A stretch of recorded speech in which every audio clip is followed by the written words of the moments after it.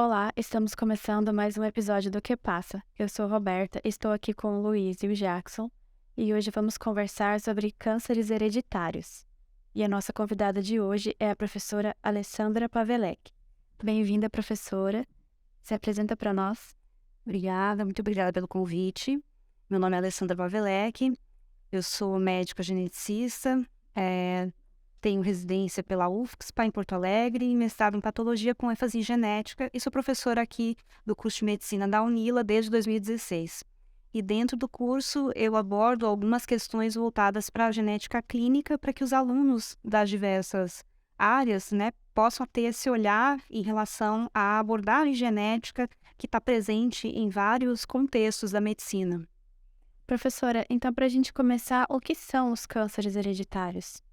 Bom, então assim, cada pessoa recebe o gene do pai e o gene da mãe, né? Um alelo de cada um. E o câncer hereditário ocorre quando a pessoa recebe um desses genes alterado, né? Com alguma mutação.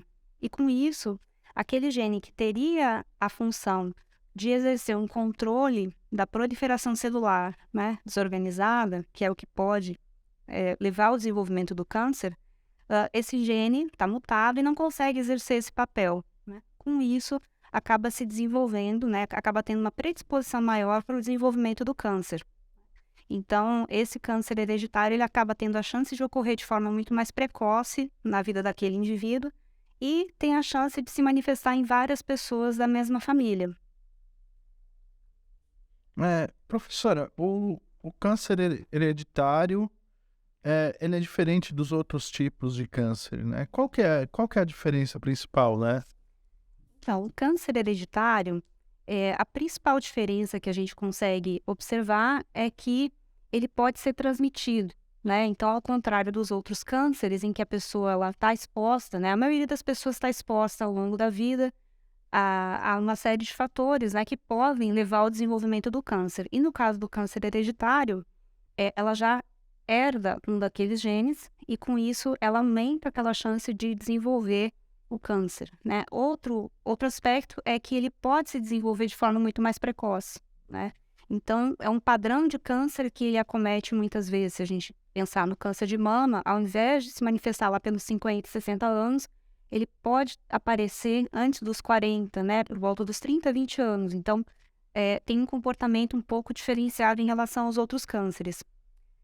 Outro aspecto que daí é interessante a gente avaliar é que na família podem aparecer várias pessoas com aquele mesmo tipo de câncer ou com cânceres que são do padrão que se apresenta em determinadas síndromes. Então, por isso que é tão importante a gente conseguir mapear nessa família quais são os casos de câncer que acontecem, né, e que idade que eles aparecem para que a gente consiga efetuar um diagnóstico mais precoce e, com isso, direcionar um tratamento mais específico. Professora, a senhora falou dos diversos fatores, né?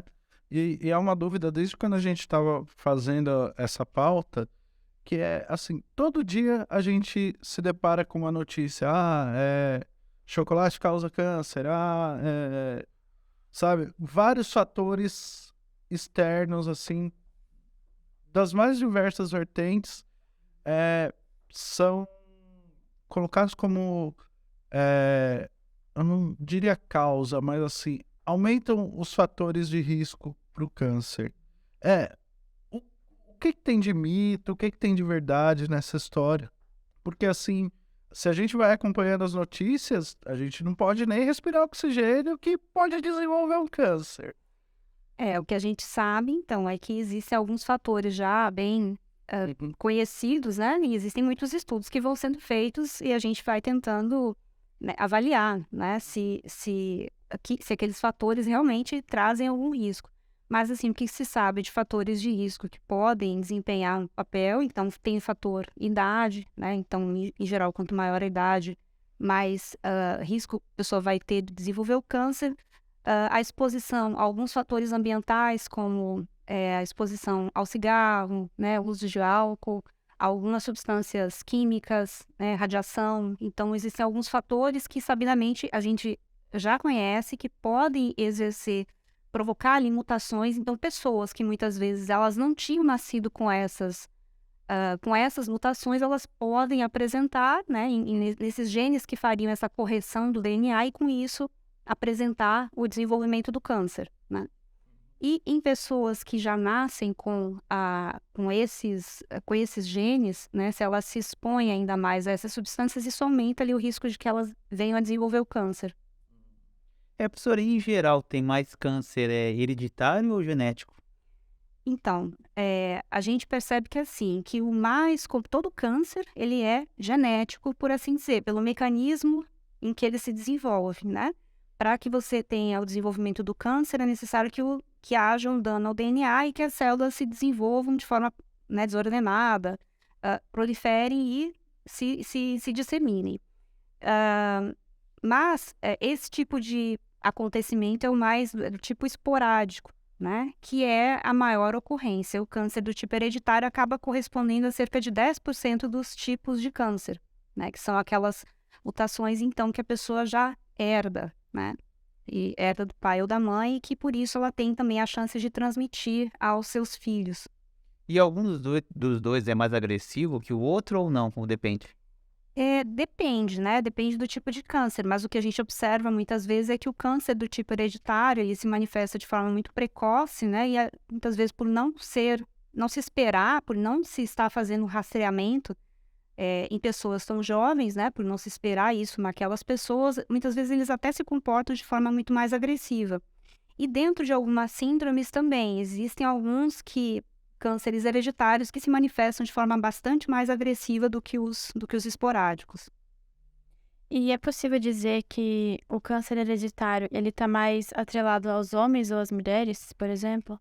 A gente não consegue estabelecer assim uma preferência por um ou por outro, né? Porque eles podem ser herdados tanto do pai como da mãe, né? Essas mutações, e acaba dando a chance de que se desenvolva em um e outro. Mas assim, alguns genes acabam trazendo ali a possibilidade de que se desenvolvam algumas síndromes que tem ali um predomínio de câncer de mama, por exemplo, ou de ovário, que daí são mais comuns em mulheres. Mas, por outro lado, alguns desses genes, algumas mutações desses genes também podem predispor a câncer de mama em homens, né?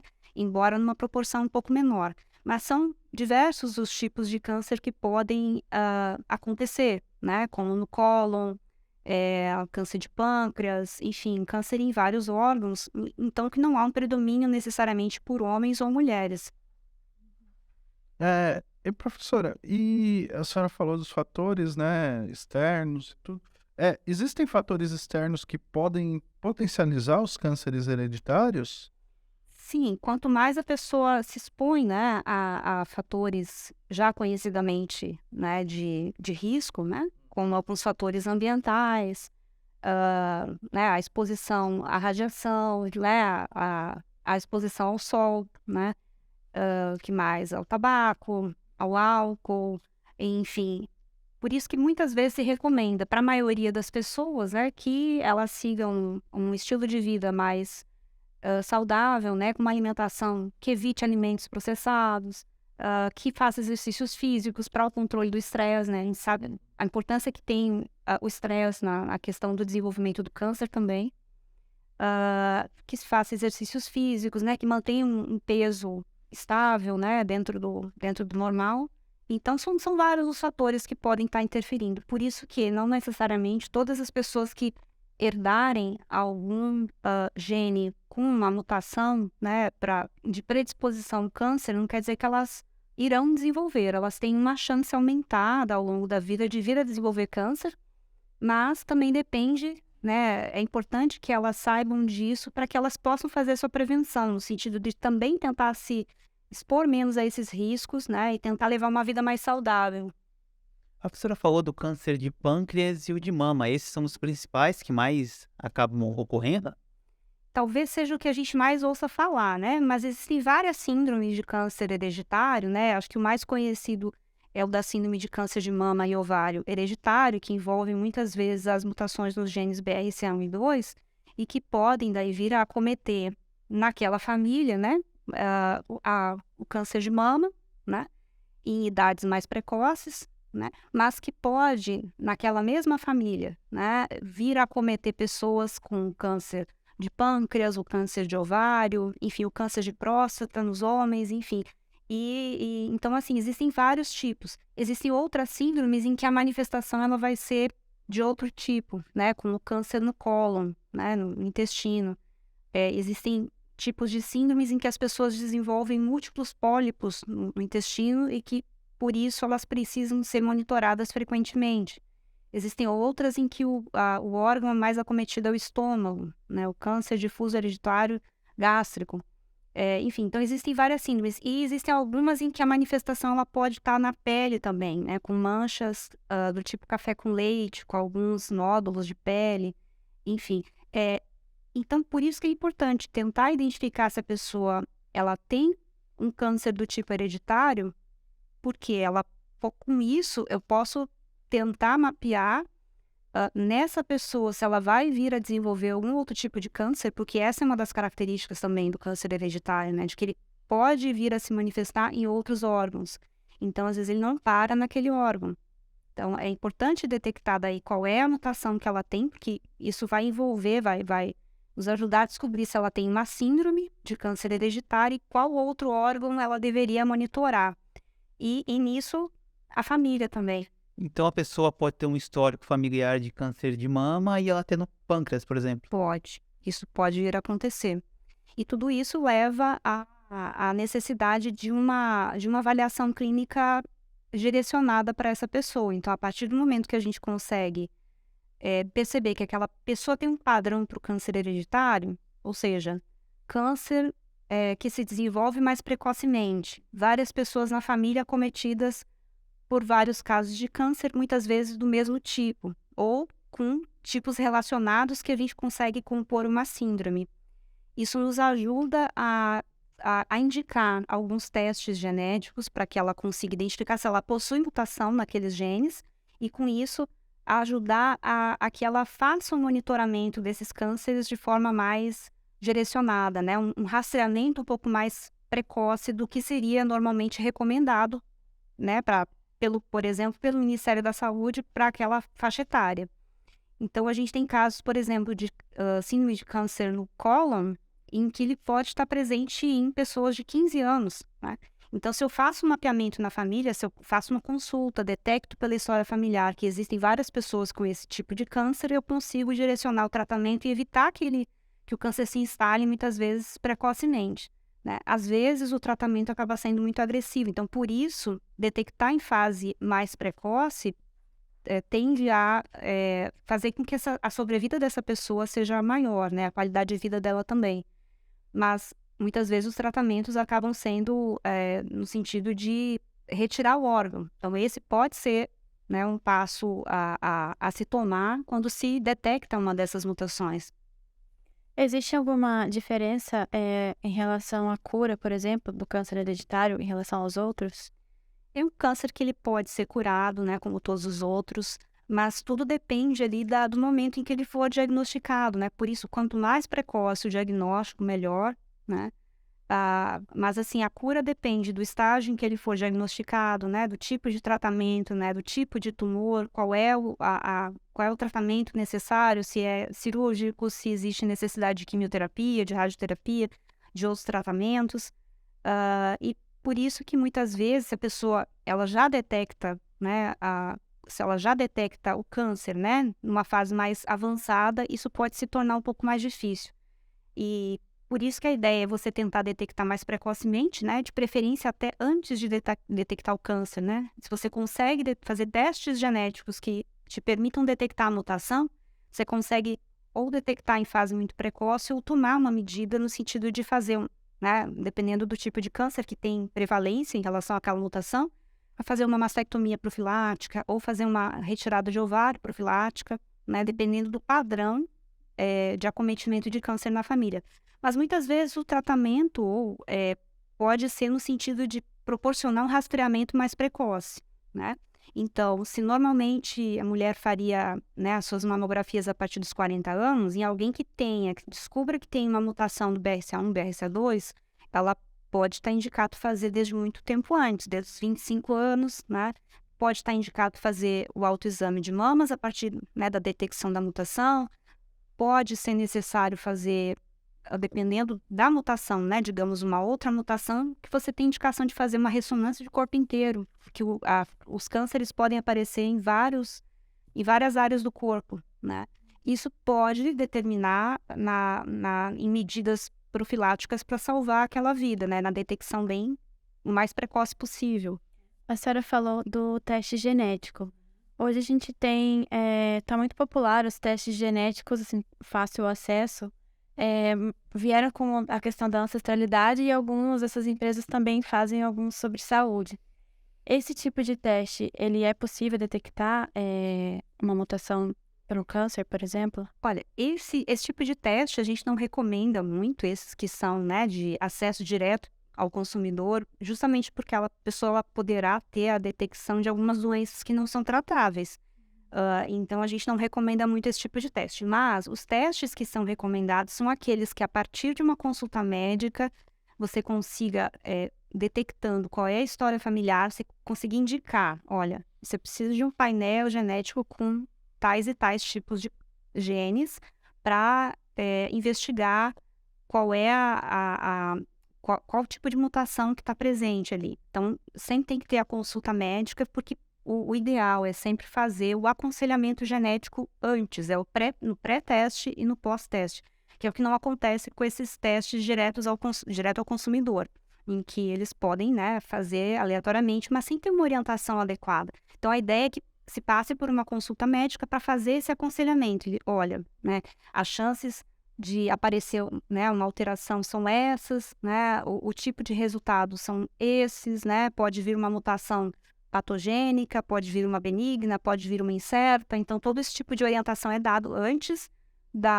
de se fazer o teste, é o ideal, né, e depois toda uma consulta, uma orientação quando se tem o resultado do teste, né, ou seja, que medidas eu posso tomar a partir do resultado daquele teste. Né? Qual seja o que fazer? Algumas pessoas ficam com aquela dúvida assim, será que eu vou ter que tirar, né, os órgãos? Não, isso é algo que a pessoa vai decidir de forma lúcida, informada, a partir de todas aquelas orientações que forem passadas. Então, por isso que é importante ter o acompanhamento, né, ter as consultas para que se possa orientar essa pessoa em relação ao que ela pode ou não fazer. Então, que medidas ela pode tomar se ela tiver uma mutação encontrada no seu teste? Ela pode optar por, digamos que seja o câncer de mama, né, que é o que mais acomete a família. Ela pode optar por fazer uma mamografia de forma mais frequente, mais precoce do que seria na população em geral. Ela pode optar por daqui a pouco, se ela, né, se alguma coisa mudar ou se de repente ela tomar essa decisão, ela tem o direito de fazer a mastectomia profilática se for encontrada. Não é obrigação, não é obrigatoriedade dela retirar, mas ela tem esse direito, né? Então, a partir do momento que é detectada a mutação, ela tem direito de fazer, coisa que acaba não sendo do direito dela fazer, né, digamos assim, por um convênio ou pelo SUS, se ela não tem a mutação detectada. E ela precisa tomar conhecimento em relação a isso até para tomar decisões futuras, né? Porque ela tem que saber que, assim, filhos que ela terá poderão herdar aquela mutação. Então, isso ela precisa saber antes de engravidar, né? E até assim, ela já tem filhos ou não, tirar ovários, em geral se recomenda, quando existe uma predisposição a câncer no ovário, a retirar também precocemente antes da menopausa, um pouco antes, né? Desde que já tenha filhos também, se for o desejo dela. Mas ela precisa tomar todas essas decisões de forma bem orientada, né? Enfim, e todos os exames, todos os procedimentos que precisam ser feitos são medidas tomadas a partir desses resultados. Então, por isso que a gente não recomenda esses testes direto ao consumidor. E em qual momento o indivíduo ele deve procurar esses testes ou o médico? É tipo, ó, minha tia pegou que tá com câncer, eu tenho que procurar? Ou tipo, o Luiz não tem câncer, ele pode ir lá procurar e querer saber se ele pode vir a desenvolver? Assim, toda pessoa, acho que é interessante toda pessoa se informar a respeito, né? Mas existem algumas indicações. Então, em geral, são aquelas pessoas que desenvolvem o câncer de forma muito precoce. Então, a gente falando mais do câncer de mama, que eu acho que acaba sendo muito mais as pessoas acabam sabendo muito mais a respeito, né? Então, pessoas que têm câncer de mama antes dos 40 anos, né?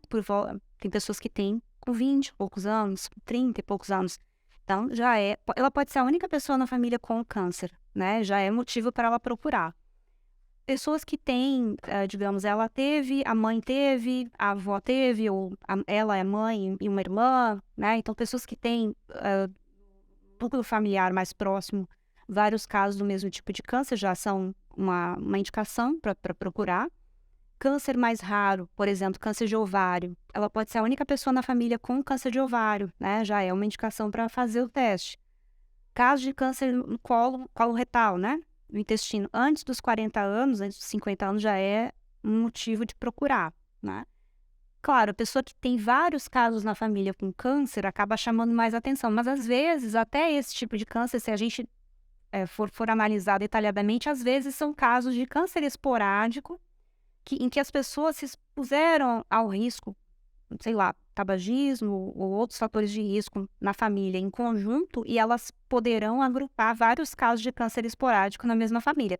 Mas, na dúvida, melhor é consultar para tirar realmente essa dúvida e fazer o teste, né, antes que seja tarde, né? Essa é a ideia. Justamente essa era a minha pergunta, porque se o câncer hereditário, né, como a senhora estava falando da família, se há a possibilidade de um câncer hereditário pular uma geração, por exemplo, minha avó teve e meu pai não teve, eu não tive, mas meu filho pode desenvolver. Existe essa possibilidade? Existe. Como o câncer, então, geralmente, né, autossoma dominante, vários dos casos, então ele pode ser passado adiante. Às vezes pode acontecer né, o avô teve, a pessoa, ela tem a mutação, mas ela não desenvolve o câncer e mas passou a mutação para o filho, né, e o filho vem a desenvolver. Por outro lado, às vezes pode acontecer, né, o avô passa para o pai e ele não desenvolve o câncer, mas daqui a pouco o filho ele não passa a mutação para o filho, mas ele desenvolve câncer por algum outro fator, que foi de alguma exposição ambiental. Então, isso também pode acontecer. Então, de fato, acaba podendo pular nesse sentido.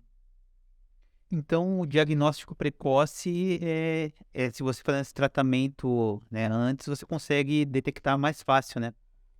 Seria o ideal, né? Que todas as pessoas pudessem fazer o diagnóstico precoce, né? Por isso que o governo muitas vezes investe nessas campanhas, né? Esses exames, né, que detectam a predisposição, eles podem ser feitos a partir de que idade? Em geral, se recomenda que seja feita na idade adulta, né? Mas depende daí do tipo de câncer, né? Então, depende da idade em que vai aparecer para determinadas síndromes genéticas, por exemplo, que tem chances de ter câncer mais cedo, aí se indica mais cedo. Mas, por exemplo, para o câncer de mama, a partir dos 18 anos aí. É por isso que a gente não tem um programa como a gente tem o teste do pezinho, o teste do olhinho, o teste do ouvidinho. Eu imaginei que pudesse se fazer esse exame já recém-nascido, por exemplo. Não, esses acabam não sendo feitos, né? E também não são feitos na população como um todo, né? Pode ser que no futuro se caminhe para isso, né? Se discute bastante isso na oncologia quanto à possibilidade de no futuro fazer para todas as pessoas. Hoje existem assim umas diretrizes que são seguidas, né? E que inclusive se utiliza essas diretrizes para que os convênios, por exemplo, né, dos planos de saúde possam se guiar nessas diretrizes para eleger pessoas que podem fazer o teste, ou seja, os convênios, né, os planos de saúde permitem a realização desses testes, eles, né, cobrem a realização desses testes que são de alto custo, desde que as pessoas estejam dentro de alguns critérios estabelecidos por essas diretrizes. Mas essas coisas são dinâmicas, né? Então, cada vez se descobre casos, né, mais cedo, ou casos que não estavam presentes, de repente, naquelas diretrizes anteriores. Então, isso vai mudando. Pode ser que no futuro se acabe abrindo para a população como um todo, né? Então, os testes, eles têm um custo econômico elevado? Tem, isso tem. E é por isso que pelo SUS, ele não está amplamente disponível, né? O que o SUS tem oferecido, né? Consegue oferecer diversos tipos de rastreamento, detecção precoce e tratamento, né? Então, existem as campanhas que são amplamente realizadas, né? A capacitação de vários profissionais de saúde, né? As várias campanhas de detecção precoce, rastreamento, são oferecidos muitos exames a nível de ultrassom, né? Mamografia, enfim. Mas esses testes especificamente, eles são de alto custo, então eles não são oferecidos. E a gente está tentando que isso venha a ocorrer, né? Existem algumas cidades no Brasil em que já é oferecido, né? E recentemente, em 2021, parece que foi aprovado na Câmara de Deputados que possa ser realizado pelo SUS, mas eu não sei o quanto que isso vem conseguindo ser realizado, porque é muito recente, né? E justamente por ser de alto custo, acaba sendo muito mais difícil de se conseguir realizar. Mas a gente sabe que, assim, que é algo que é necessário, né? Tendo em vista que, ao você tentar diagnosticar precocemente, né? E identificar quais são os indivíduos, né? Na família que tem mais predisposição ao câncer, né, ao se fazer um tratamento mais precoce, você até reduz o custo do tratamento necessário, né? Para aquele indivíduo ou para aquela família, visto que podem ser várias pessoas na família acometidas, e fora que pode melhorar a qualidade de vida daquela pessoa e de várias pessoas da família, porque se várias pessoas da família têm aquela predisposição, né, isso pode impactar a vida de muitos indivíduos. Professora, desculpa, gente, é que eu só queria aproveitar a fala da professora, que ela citou o SUS, e assim, apesar desse exame em específico ainda não ser bastante difundido, o SUS tem um papel fundamental na Política Nacional de Prevenção e Tratamento do Câncer, né? Como que tá a posição, não seria a posição, mas como que tá o Brasil em relação a outros países nesse tipo de tratamento gratuito? O Brasil ele já avançou bastante, né, na oferta de detecção precoce, né, das campanhas, dos tratamentos, mas ele ainda precisa melhorar bastante no sentido de poder reduzir a mortalidade, né, decorrente do câncer. Então, a gente percebe que existe a necessidade de investimento, né, em pesquisa e de que realmente se amplie a possibilidade de tratamento e de detecção precoce, porque eu acho que isso que é o caminho para que a gente consiga ter essa melhora na mortalidade desses casos. Professora, eu fiquei pensando em relação ao câncer hereditário. A pessoa ela faz o teste e ela apresenta, então, um percentual elevado de chance de desenvolver, por exemplo, um câncer de mama. E aí ela toma a decisão de remover as mamas, por exemplo. Futuramente, o câncer ele pode aparecer de uma outra forma ainda assim no organismo dessa pessoa? Por exemplo, um outro tipo de câncer? Eventualmente pode, né? O que acontece? Muitas vezes, quando a pessoa tem essas mutações, ela tem uma predisposição maior a ter câncer ao longo da vida. É aquilo que a gente chama do risco cumulativo ao longo da vida.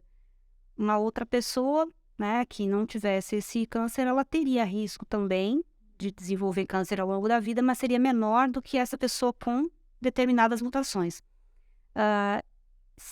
E, dependendo do tipo de mutação, que é por isso que a gente indica esses testes, ela tem uma chance maior ou menor para determinado órgão. Então, por exemplo, se é na mama, se sabe que às vezes a pessoa tem câncer numa mama e ela tem chance de ter na outra daqui a alguns anos. Então, por isso que muitas vezes a indicação ao invés de fazer uma quadrantectomia, que é retirar apenas um quadrante da mama, se indica fazer a mastectomia, né? E, sabendo que ela tem aquela mutação, a mastectomia bilateral. Então, já é oferecido isso. Como ela tem predisposição daí a ter também câncer nos ovários, então já se indica que ela faça a retirada dos ovários pouco antes da menopausa. E que ela faça um monitoramento em relação aos outros tipos de câncer que ela possa ter chance de desenvolver, muito em função também do quadro que a família já apresentou. Então, a gente também recomenda que observe como é que se apresenta o câncer nessa família, né? Para indicar esse monitoramento em relação a esses outros cânceres também. Então é importante tanto o teste, mas também esse histórico familiar. Sim, é super importante. Então, por isso que quando a gente recebe casos de pessoas que buscam para fazer a avaliação, né, em relação à possibilidade de fazer o teste, é super importante elas chegarem, né, a gente já pede antes que tragam toda a história familiar, que procurem saber, assim, não só, né, a história de que elas tiveram várias pessoas com câncer na família, mas quem era a pessoa? Era tio, tia, avô, avó, né? Qual era a relação familiar? Qual é o tipo de câncer, né? Em que órgão era? O ideal seria se elas tivessem dados como anátomo patológico para saber qual era o câncer que essa pessoa teve, né? Às vezes é difícil de ter essa informação de familiares já falecidos, né? Ou que já tiveram câncer há muito tempo. Mas saber, então, o tipo de câncer e a idade em que desenvolveram também é super importante, porque existe mais um padrão de aparecimento em idade jovem. Então, às vezes, a gente, quando está atendendo, descobre que pessoas na família tiveram, né, numa idade muito precoce, né, lá no passado, e que, claro, naquela época não era oferecido o teste, né? Não existia essa possibilidade. E aí, sim, aí, a partir desse histórico familiar, desse levantamento, a gente consegue indicar alguns tipos de teste mais adequados para aquela pessoa. Ou então até avaliar e dizer assim, olha, não, parece que não se enquadra num tipo de câncer do tipo hereditário, não estaria indicado fazer esse teste, pelo que se sabe, né, pelos conhecimentos que a gente tem no momento. Professora, um câncer esporádico, né? Esporádico foi o termo que a senhora usou. Ele tem o potencial de se tornar um câncer hereditário, por exemplo, eu tenho um câncer esporádico, digamos, sei lá, no intestino. Isso se torna um fator de potencial risco de câncer hereditário para os meus descendentes? Porque já houve uma mutação no meu DNA ali, né? É que, em geral, assim, o câncer, o esporádico, né, você apresenta mutações que a gente chama nas células somáticas, ou seja, são nas células daquele órgão em que ele é acometido, né, pelo câncer. Enquanto que o câncer hereditário, a pessoa já herda genes de predisposição, né, e com isso ela acaba tendo a chance de transmitir. Então, está mais na questão da localização desses genes com essas alterações. Professora, a senhora está falando, por exemplo, agora do câncer da mama, de retirar a mama antes de desenvolver o câncer, né? Aí um caso conhecido é o da Angelina Jolie, que teve o debate. Muita gente falou, nem se sabe se vai ter realmente, e vai tirar uma parte que é importante para a mulher. Eu não sei se você teria esse dado, se a maioria ela vai por esse caminho da retirada ou ela paga para ver. Bom, algumas pacientes que eu atendo acabam preferindo retirar, né? Mas eu não tenho esse dado assim a ponto de saber se a maioria opta por esse caminho ou não, né? Existem pessoas que preferem não retirar, não fazer a mastectomia. Mas é uma decisão bem individual, ela não deve ser, né? Enfim, ela não deve ser tomada pelo médico, por exemplo, que está atendendo, mas ela deve ser uma decisão em conjunto, né? Com base nos riscos que a pessoa apresenta. Então, se ela tem ali aquele histórico familiar, se ela tem a mutação, né? E se ela muitas vezes tem uma mama que é difícil de avaliar, né? Apenas pelo monitoramento, às vezes é difícil de identificar se ela está com um caso precoce de câncer. Então, pode ser necessário, pode ser indicado retirar, mas é uma decisão que acaba sendo muito individual. Essas cirurgias preventivas, né, de retirada de órgãos potencialmente que vão desenvolver câncer, essas cirurgias elas são cobertas pelos planos de saúde? O SUS tem algum tipo de atendimento para esse tipo de cirurgia preventiva ou não? São cobertas pelos planos de saúde, inclusive acaba sendo uma indicação. As pessoas que têm que se enquadram nesses critérios para que a gente solicite os testes, os planos cobrem, né? A tendência é que agora todos os planos consigam cobrir esses testes genéticos e, na medida em que aparece o resultado, como ela tem uma mutação, ela tem o direito de fazer, né? Então fica dentro da cobertura do plano que ela possa fazer, por exemplo, a mastectomia profilática. E pelo SUS também, mas o SUS não oferece daí os testes genéticos, então fica difícil de né, a oferecer esse tipo de tratamento profilático se ele não oferece uma forma de detecção desse potencial capacidade de desenvolver o câncer, né? Muito obrigada pela sua presença. Obrigada pela oportunidade de participar aqui. Obrigado, professora. Esse foi mais um programa Que Passa. Obrigado por nos acompanhar. Não se esqueça de deixar o seu like no vídeo, se inscrever no canal e ativar as notificações. E se tiver alguma dúvida, use a caixa de perguntas aqui embaixo, que a gente responde assim que possível. Obrigado e até semana que vem.